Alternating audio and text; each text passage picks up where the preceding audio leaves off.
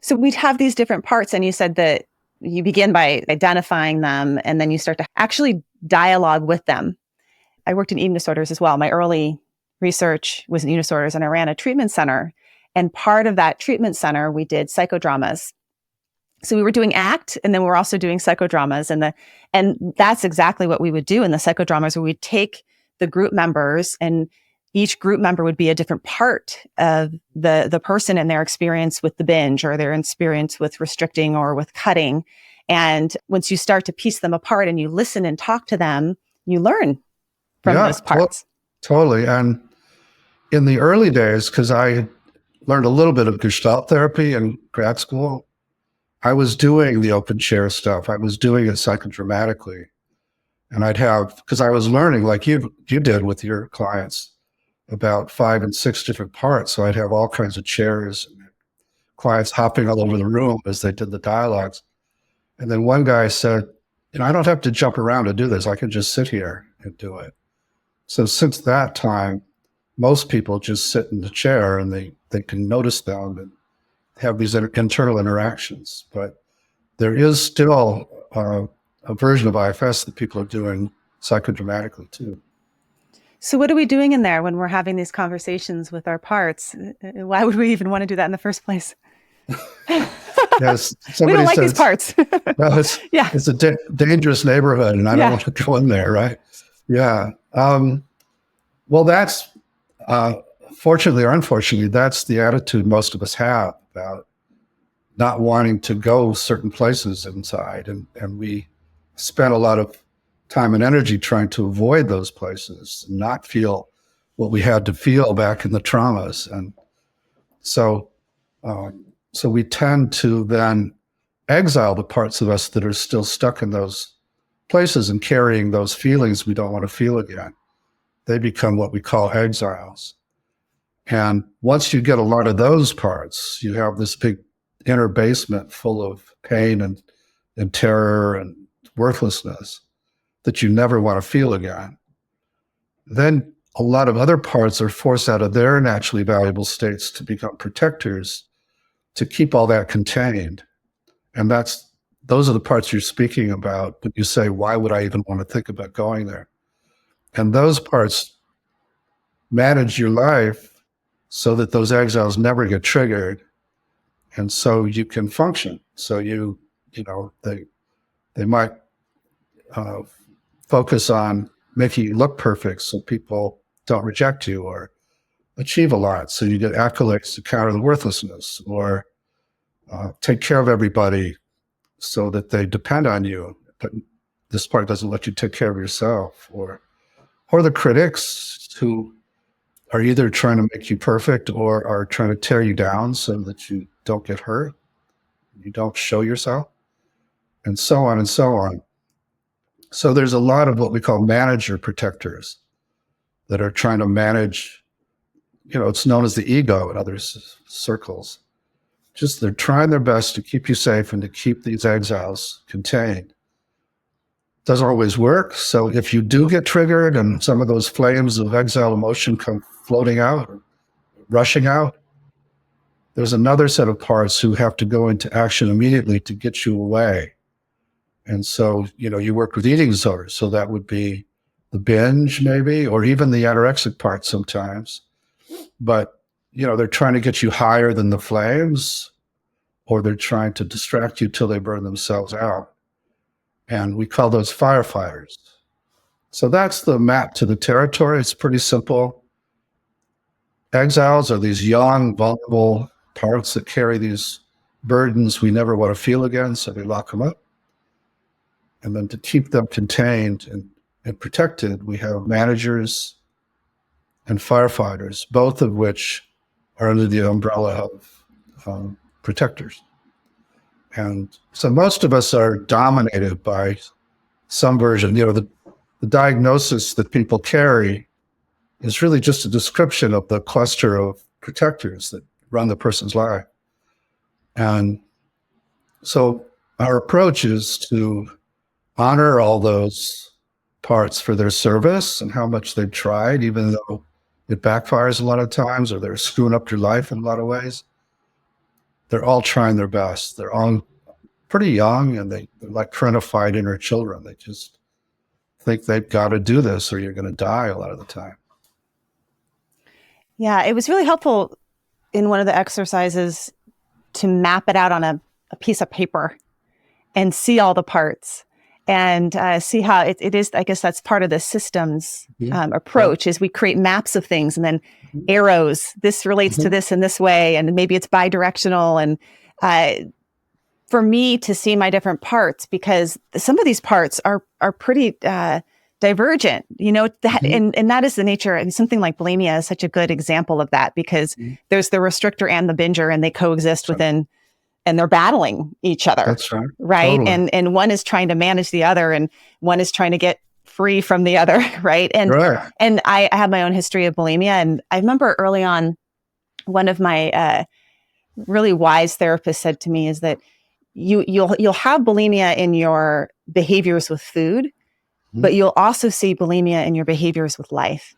It's true. And the ways in which you either are like tearing everything apart, gobbling everything up, or you're restricting yourself in your life. And those parts of you will be in battling each other until you figure this out. Like start to listen to them. And what is the restrictor wanting? And then what is the binger wanting? And really listen that there's some wisdom in there.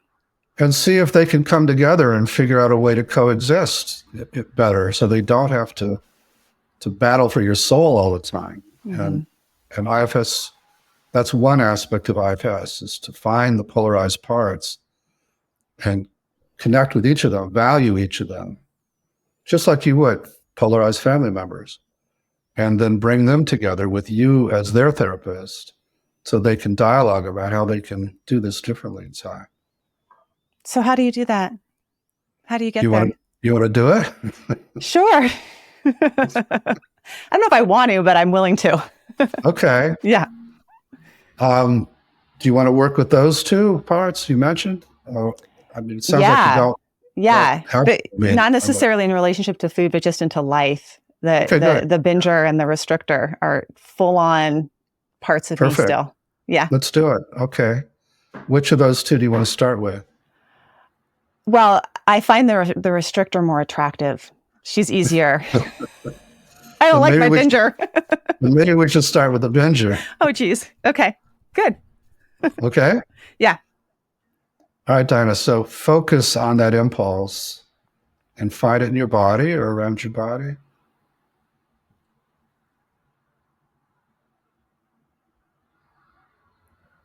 Where do you find it? I find it like right at my clavicle, like the lower part of my throat. Okay. And as you notice it there, how do you feel toward it? You said you don't like it, but I feel scared of it, really. Okay. Yeah. Scared of its power to take over and make you binge. Is that right? Mm-hmm. All kinds of things. Yeah. So it makes sense. You'd be afraid of it. But let's just for a minute now, let's see if the part that's so afraid of it will give us the space to just get to know it and maybe help it. So it didn't have to do this job so much. Just see if that's possible for you to get curious toward it instead of afraid of it. To give my binger some space? No, to get the part who's afraid of the binger to give us some space to get to know the binger.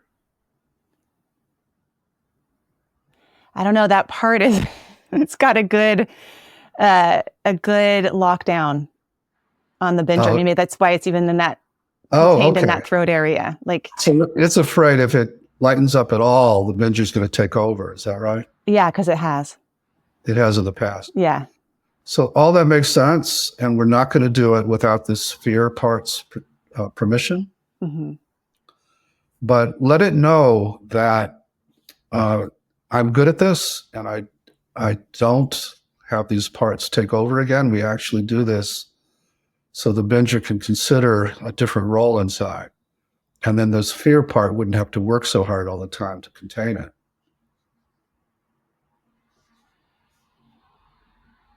But we're not going to do it without its permission. Yeah. Well, it likes that. It likes feeling like it's with an experienced ally, like that someone else is going to help it. Cause it's pretty, It's tired, right? yeah, it's tired of this. Yeah. Yeah, it's worn. Yeah. So we get that, and we appreciate how hard this worked to keep you from binging. And this is a different way to handle that. So is it willing to give this a try for a minute? Yeah. All right. So as it recedes a bit, how do you feel toward the binger now? I just notice it's energy. I feel,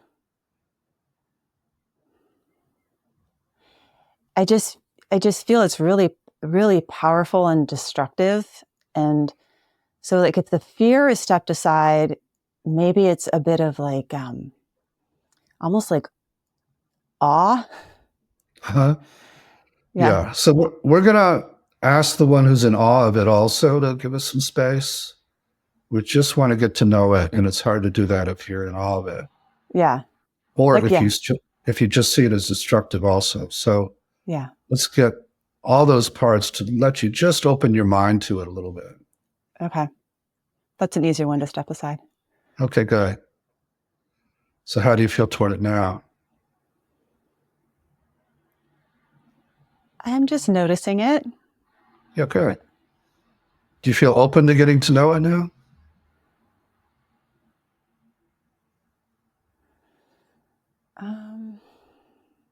Yeah, a little bit.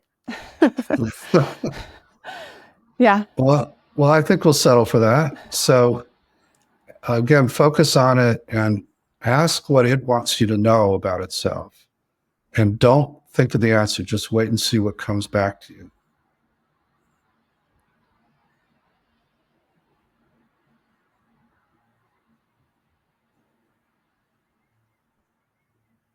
Okay. Do you want to know what it said? Uh-huh. It said, I'm wild and I'm free and I clear the path. And what does it mean by clear the path? For what? To get what you want. Oh, okay. Like So it's like a big, it gets me what I want. And that's true or not?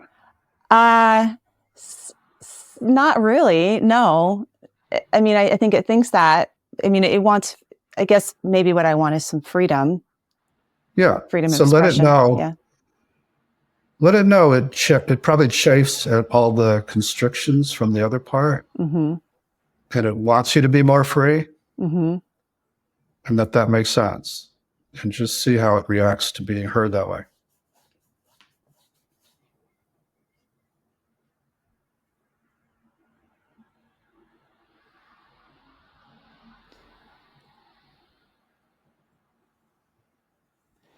I don't know. It doesn't really believe it that I think that.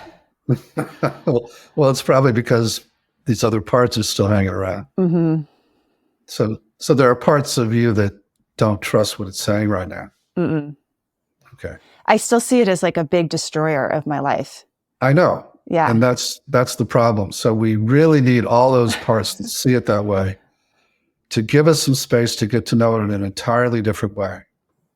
Because just remind them, their way has sort of worked, but it requires huge amounts of energy.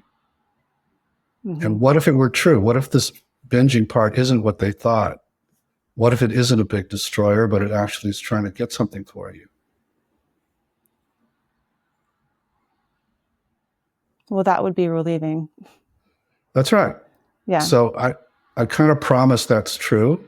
If they give us a break, if they'll give us the space, we can discover that. Okay. Thank you so much for listening to this episode of the Wise Effort podcast. Wise Effort is about you taking your energy and putting it in the places that matter most to you. And when you do so, you'll get to savor the good of your life along the way. If you would like to become a member of the Wise Effort podcast, go to wiseeffort.com. And if you like this episode and think it would be helpful to somebody, please leave a review over at Podchaser or call me at 805-457-2776. I would like to thank my team, my partner in all things, including the producer of this podcast, Craig, Ashley Hyatt, the podcast manager, and Yoko Nguyen, who is the social media manager. And thank you to Ben Gold at Bell and Branch for our new music. This podcast is for informational and entertainment purposes only, and it's not meant to be a substitute for mental health treatments.